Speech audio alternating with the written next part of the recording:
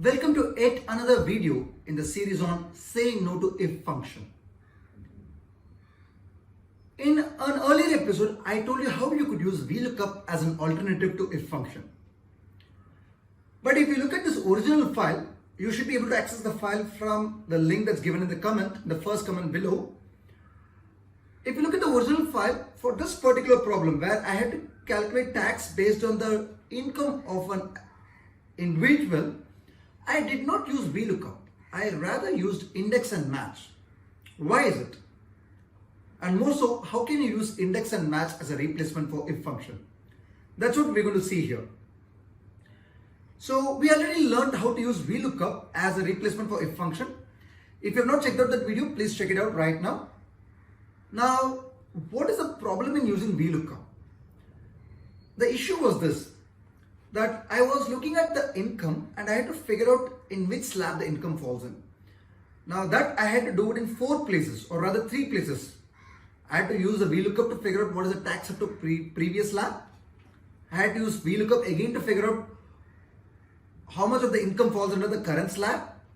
And I had to use Vlookup once more to figure out what is the applicable tax rate. So one single task of looking up for the value and figuring out the slab was done 3 times. Whether you use Vlookup, whether you use lookup, or whether we used XLOOKUP, in all of them, we had to repeat the same lookup process every time that we had to fetch a data. I don't know, but I've heard that XLOOKUP has some other way of doing this and it's a little faster. But let's just look at Vlookup and lookup function here. When I think of these two, I'm repeating the same process thrice. Is there a way to avoid that? And that's where match and index function can come in handy. So what I'm going to do in a match function is I'm going to figure out in which slab the data falls in.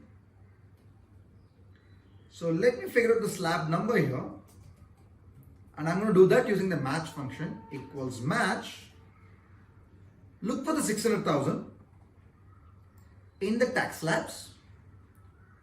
And we are not looking up for exact match because 600,000 is not here. And close it. So now we've got the data that this 600,000 pertains to the third slab. Now that I've figured out in which slab this comes in, everything else can now be obtained using an index function. So what is the tax up to previous slab? Pretty simple. I'm going to use index of, in this previous slab list, fetch me the slab number that's there, which is the third value. That's 12,500. What is the income falling in current slab?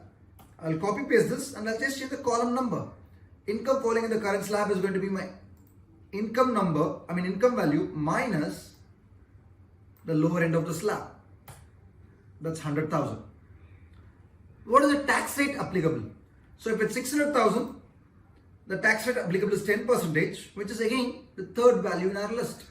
So I am going to copy paste the same index function once more, but instead of looking up for the previous slab column, I'm going to look up for pick up the third value from the tax rate column.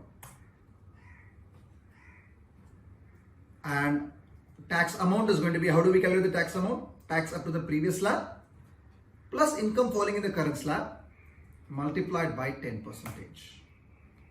We've got it, right? How is this beneficial? Because we are making Excel do the lookup task less number of times. That means we are putting less burden on our CPUs, and that means our system is going to be more faster. I hope you like this video. So I'm going to be coming up with more examples in terms of what all you can do to avoid if function. So we saw earlier about using min and max. We then learned about how we could use Vlookups and XLOOKUPs and lookup function as a replacement. And today we learned how we could work with match and index functions. So more is on its way. So if you want to stay tuned, then subscribe to this channel. And if you want to spread the knowledge, please share the video. So I'll come and meet you again in the future with yet another session on Excel. Thank you.